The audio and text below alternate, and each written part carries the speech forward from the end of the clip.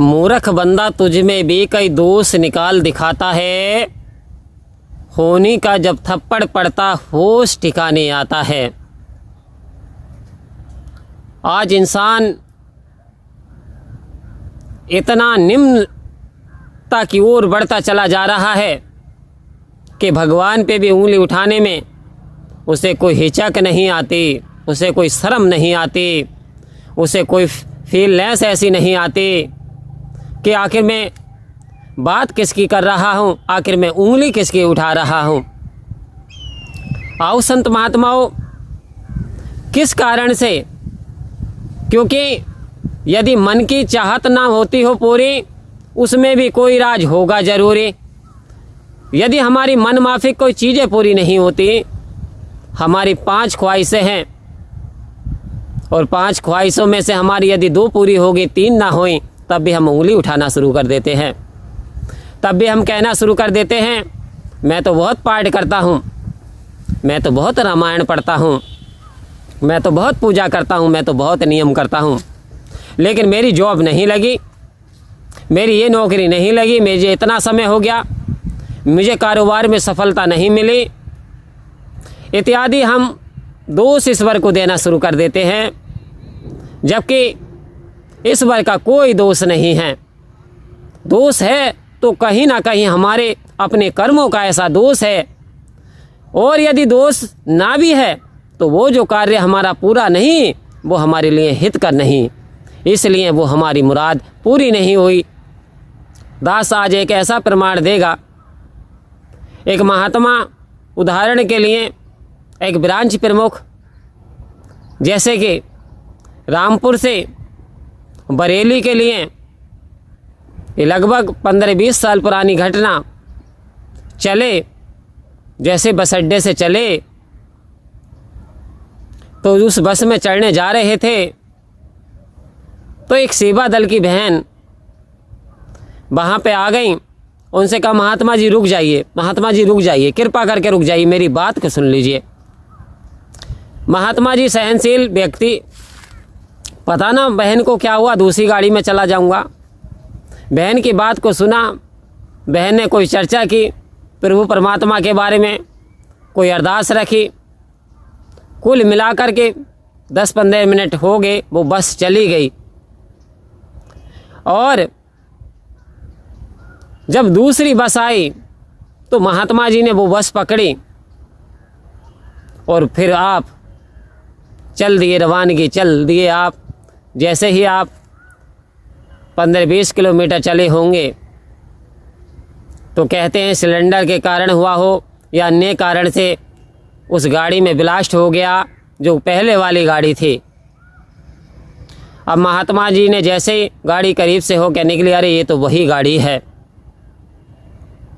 तो कह रहे जो मन की मुरादें ना होती हो पूरी, उसमें भी कोई राज होगा जरूरी, तुम्हारे लिए होगी सुखदाई कम। याद रखो, जो तुम्हारे मन की इच्छा पूरी नहीं हो रही तो तुम्हारे लिए वो हितकर नहीं है, लाभकारी नहीं है, फायदेमंद नहीं है, इसलिए वो मुराद पूरी नहीं हुई, इसलिए वो तुम्हारी इच्छा पूरी नहीं हो रही। यदि महात्मा जी बात नहीं मानते, अगर वो जिद करते कि इसी बस में जाऊंगा, तो कब का ब्लास्ट हो गया होता। वो कह रहे हैं स्वयं सतगुरु ने कृपा करके सेवा दल की बहन के रूप में आन करके, यानी हमें सचेत किया, सावधान किया और हमें बचाने का प्रयास किया।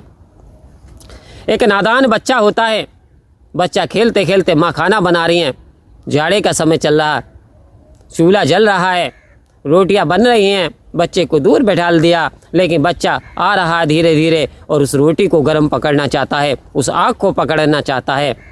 जैसे बच्चा आया करीब में, माँ ने उठा करके कुछ दूर बैठा दिया। अब बच्चे की शरारत देखिए, नाटीपन होता है, बच्चा फिर दोबारा से आन करके वही आग पकड़ना चाहता है, उसी आग को छूना चाहता है। 2 से 3 बार माँ ने प्रयास किया कि बच्चा दूर बैठ जाए, लेकिन बच्चा है कि बच्चा जिद पे अड़ा है, मान ही नहीं दे रहा।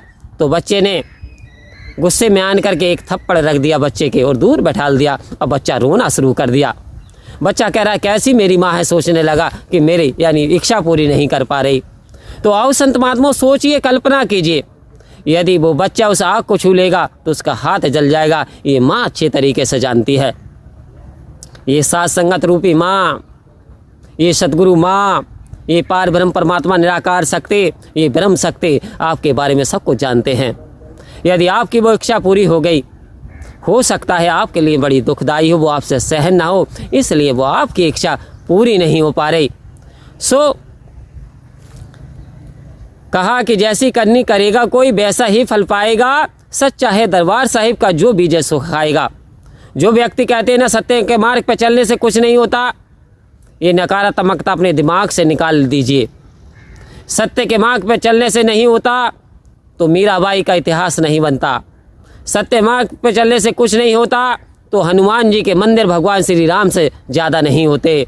सत्य के मार्ग पर चलने से बहुत कुछ होता है।